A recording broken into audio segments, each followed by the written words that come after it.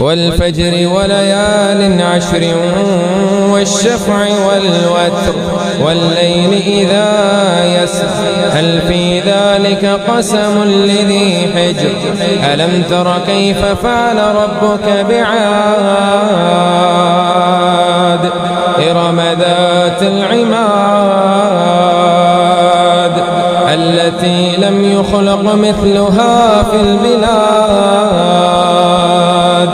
وثمود الذين جابوا الصخر بالواد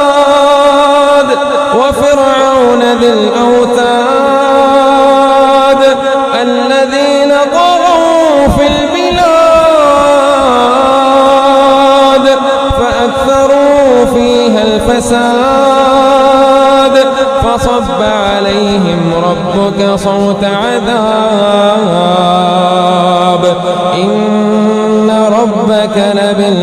لبالمرصاد فأما الإنسان إذا ما ابتلاه ربه فأكرمه ونعمه فيقول ربي أكرمن وأما إذا ما ابتلاه فقدر عليه رزقه فيقول ربي أهانن كلا بل لا تكرمون اليتيم ولا تحاضون على طعام المسكين وتأكلون التراث أكلا لما وتحبون المال حبا جما كلا إذا دكت الأرض دكا دكا كلا إذا دكت الأرض دكا دكا وجاء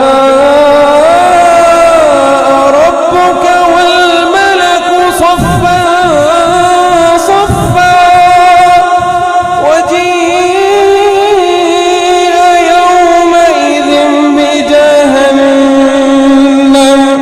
يومئذ يتذكر الإنسان يومئذ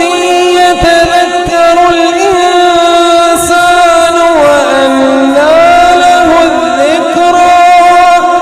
يقول يا ليتني قدمت لحياتي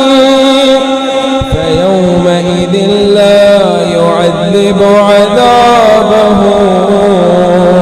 أحد فيومئذ لا يعذب عذابه أحد ولا يوثق وثاقه أحد يا أيتها النفس المطمئنة